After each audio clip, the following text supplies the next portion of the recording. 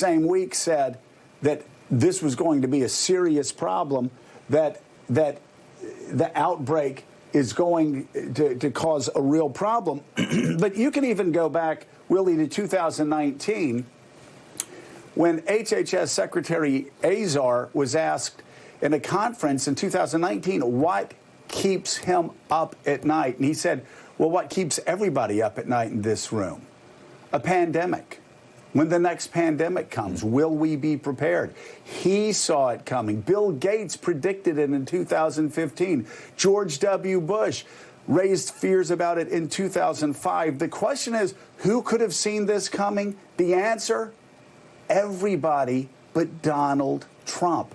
Everybody but Donald Trump and those who decided they were going to be mouthpieces for Donald Trump in playing down the threat that everybody saw coming.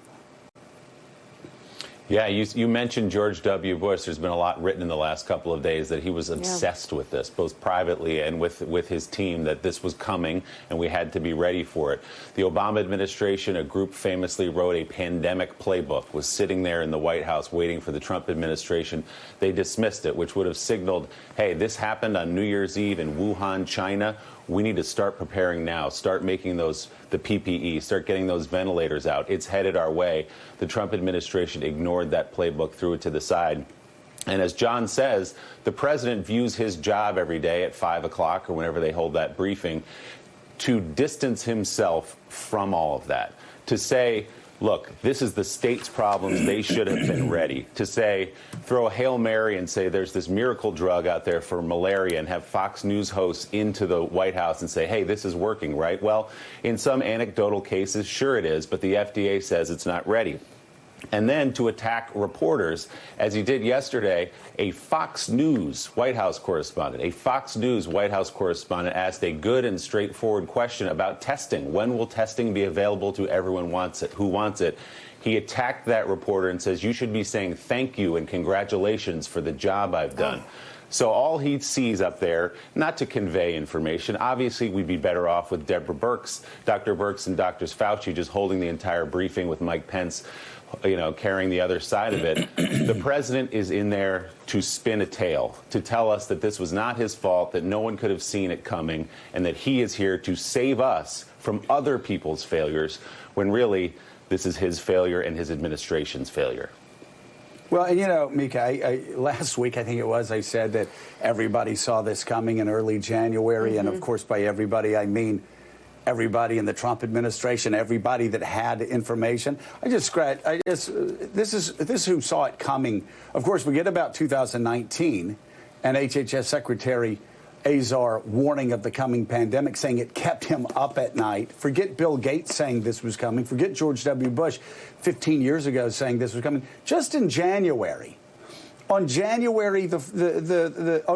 31st, actually, 2019, the CDC was aware of it and started writing up reports for HHS.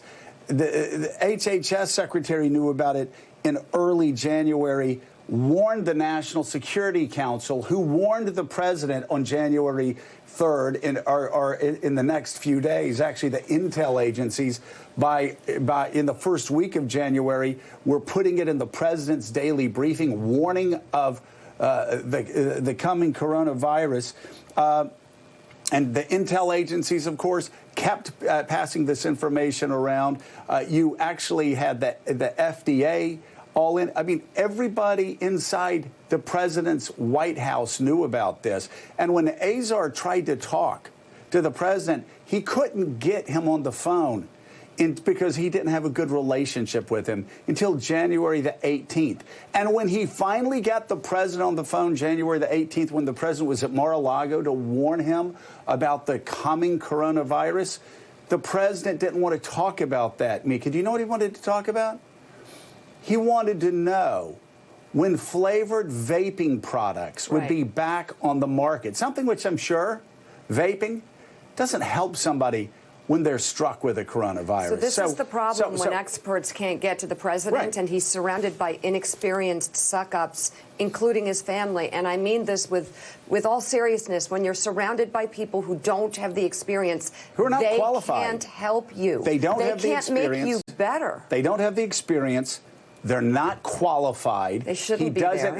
He needs, and Joe Biden was saying this also very early on in this crisis. He said it, I think, January the 31st, we have got to let science lead us here. Let the scientists speak. But Mika, as we continue to go through January, I've talked about all that. Joe Biden, again, on the 27th, was warning of the coming pandemic. On the 29th, January 29th, Peter Navarro was warning in this memo of a coming pandemic that could kill 500,000 Americans. And time again, the president said during that time period, he wasn't worried about it at all. No, we're fine.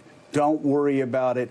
It'll go away in April when things are warm. He said we only have one person from China here that has it, and we've got it completely under control. Then he said we only have 11 people here who have it. We have it completely under control.